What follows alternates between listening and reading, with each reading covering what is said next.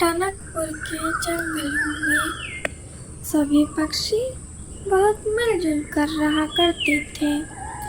एक दिन बहुत तेज आंधी तूफान आया और सभी पक्षी अपने घोंसले में छुप जाते हैं। तभी एक छोटी चिड़िया की बच्ची पेड़ पर फंस जाती है और वह वहीं रोने लगती है। तभी उसकी आवाज़ एक बाज पक्षी को सुनाई पड़ती है और वह बाज पक्षी उस पेड़ पर जाती है और वह देखती है कि एक छोटी सी चिड़िया की बच्ची पेड़ में फंसी हुई है। उसे यह देखकर बहुत दया आ जाती है और वह उस बच्चे को उठाकर अपने घर ले जाती है और उसका पालन पोषण करती है। अब तो बाज पक्षी उससे इतना प्रेम करने लगती है कि उसे अपना बच्चा मान लेती है। तभी एक दिन एक दूसरा बाज पक्षी उसके घोंसले में आता है और कहता है, तुमने तो बहुत ही प्यारी चिड़िया को पाला हुआ है। इसके मांस तो बहुत ही मीठे होंगे। चलो हम इसे खा जाते हैं। यह सुनकर बाज पक्षी को बहुत तेज गुस्सा आ जाता है और वह कहती है, मैं इसे अपनी बेटी मान चुकी हूँ और अब तुम्हारा कोई अधिकार नहीं है कि तुम इसके बारे में कुछ कह सको। मुझे बहुत तेज गुस्सा आ गया है और अब तुम यहाँ से चले जाओ वरना बहुत बुरा हो जाएगा। यह सुनकर दूसरा बाज पक्षी डर जाता है और वहाँ से फौरन भाग जाता है।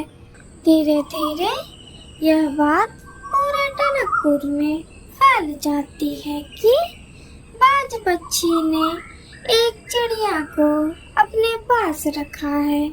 यह सुनकर अन्य पक्षी सोचते हैं कि कहीं यह बाज पक्षी इस नन्ही सी जान को खा ना जाए, हमें इसकी रक्षा करनी पड़ेगी।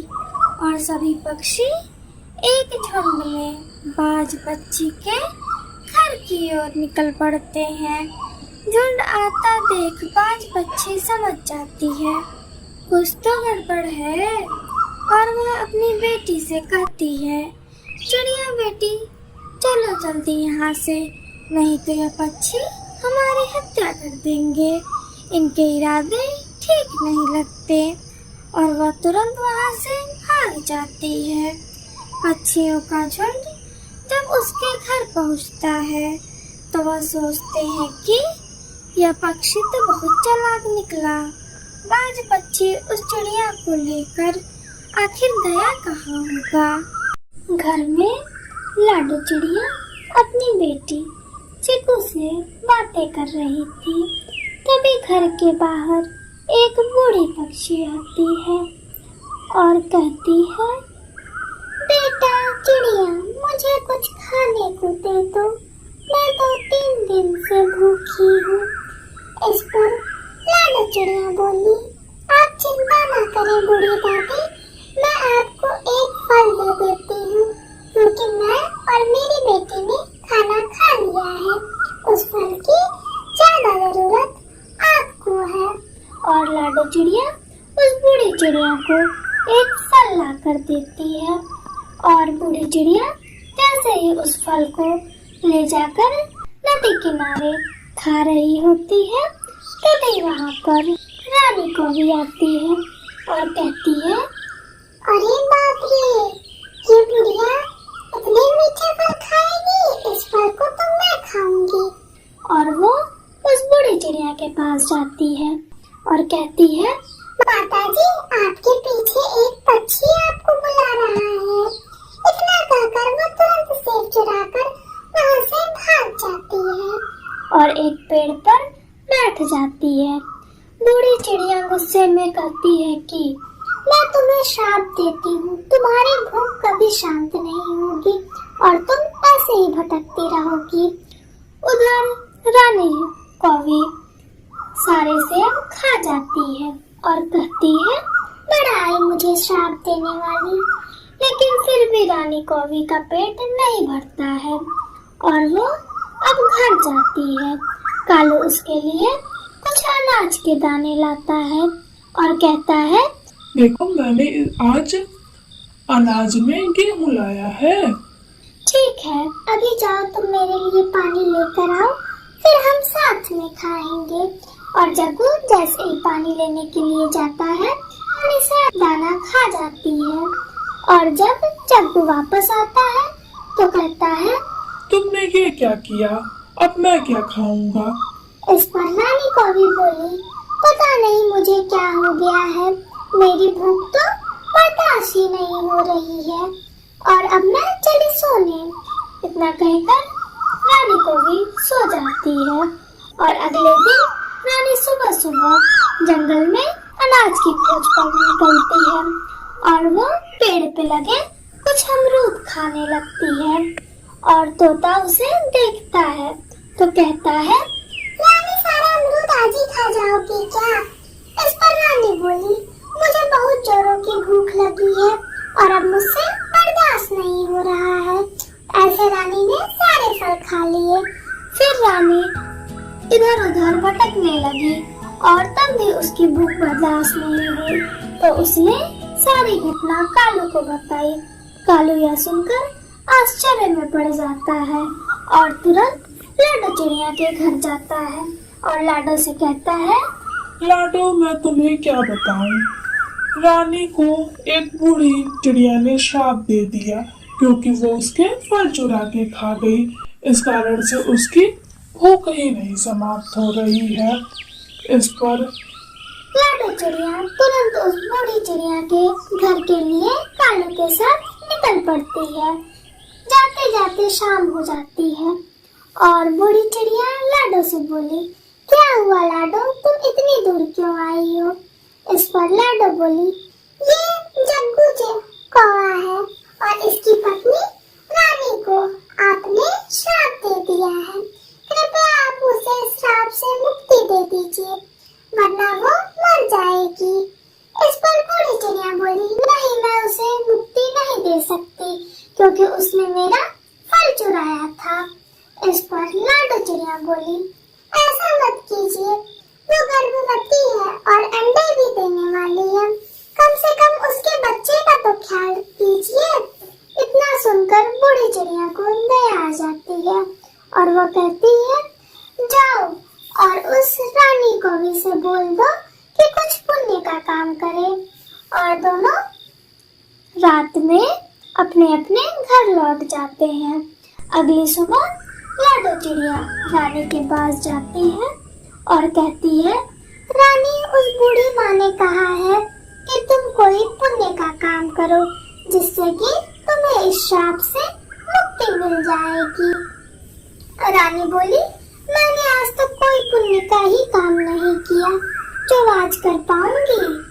इस पर लाडो बोली, तुम चिंता मत करो, तुम कुछ अनाज इकट्ठा करो और छोटे पक्षियों को खिला दो, ये भी एक पुण्य है।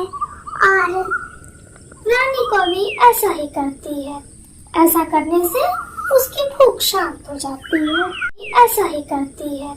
ऐसा करने से उसकी भूख शांत हो जाती है। टनकपुर के जंगलों में रानी चिड़िया अपने पति जग्गू के साथ रहती थी। दोनों की नई नई शादी हुई थी और दोनों बहुत खुश रहते थे। लेकिन रानी चिड़िया बहुत ही शरारती थी। उसके अंदर से बिल्कुल भी बचपना नहीं गया हुआ था। वह हमेशा बच्चों जैसी हरकतें करती। एक दिन जग्गू उससे परेशान हो गया और उससे बोला, रानी अब तुम्हारी शादी हो गई है और अब तुम अंडे भी देने वाली हो, इसलिए अब थोड़ा अपने आप में सुधार लाओ और इन बचपन वाली हरकतों को खत्म करो। लेकिन रानी चिड़िया उसकी बातों को अनदेखा कर देती है। एक दिन मीनू चिड़िया पानी पीने के लिए नदी किनारे गई थी।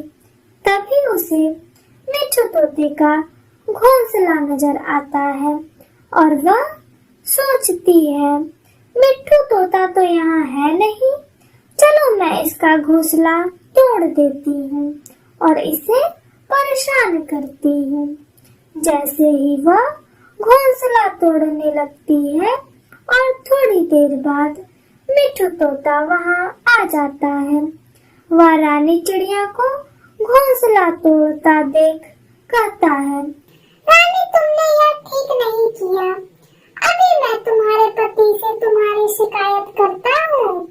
यह सुनकर रानी चिड़िया थोड़ी डर जाती है और वह वहाँ से उड़ जाती है और अपने घर पहुँच जाती है। धीरे धीरे शाम हो जाती है और रानी चिड़िया अपने पति जग्गू के साथ घर में बैठी हुई थी।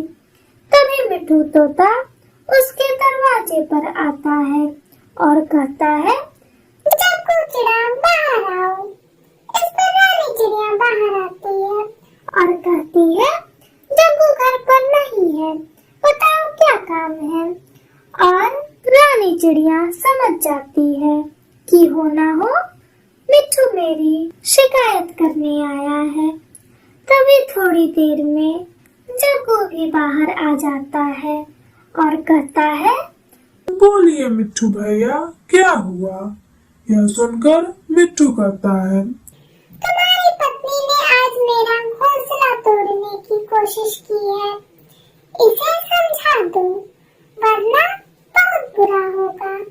यह सुनकर रानी चिड़िया कहती है, चल भाग झूठे, मैंने तेरा घोंसला नहीं तोड़ा है, झूठा कहीं का। यह सुनकर जग्गू तो समझ जाता है कि घोंसला रानी चिड़िया ने ही तोड़ा है और वह मिट्ठू से कहता है, मिट्ठू भैया आप जाइए, आज के बाद आपको शिकायत का मौका नहीं मिलेगा। और मिट्ठू वहाँ से चला जाता है और दोनों घर के अंदर जाते हैं। जग्गू कहता है, तुम अपनी इन हरकतों को सुधार लो, वरना एक दिन बहुत बुरा होगा। रानी चिड़िया कुछ नहीं करती है और वह चुपचाप सो जाती है। अगले दिन सुबह होती है। जग्गू भोजन की तलाश में बाहर चला गया होता है और रानी चिड़िया सोचती है, यह सही मौका है, मैं भी चलूं कहीं घूम लूं। और रानी चिड़िया अपने दोस्तों के साथ घूमने के लिए निकल पड़ती है। तभी अचानक से उसे चक्कर आ जाता है और वह जमीन पर बेहोश गिर जाती है। सभी अपने अपने घर चले जाते हैं।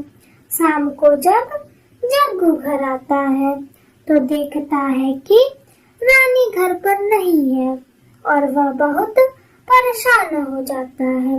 वह तुरंत लाडो चिड़िया के घर जाता है और लाडो से कहता है, लाडो पता नहीं रानी कहाँ चली गई है, अभी तक वह घर नहीं आई और वह अंडे भी देने वाली है। मुझे कुछ नहीं समझ आ रहा है कि मैं क्या करूं। इस पर लाडो कहती है, आप चिंता ना करें, रानी जल्दी घर पर आ जाएगी। इस पर जग्गू बोला, नहीं, फिर भी मुझे बहुत चिंता हो रही है क्योंकि वह इस समय तक घर आ जाती है। दोनों रानी चिड़िया को खोजने के लिए निकल पड़ते हैं। तभी उन्हें रास्ते में रानी चिड़िया बेहोश नजर आती है। यह देखकर जग्गू बिल्कुल डर जाता है और वह तुरंत उसे घर लेकर आता है और डॉक्टर को बुलाता है।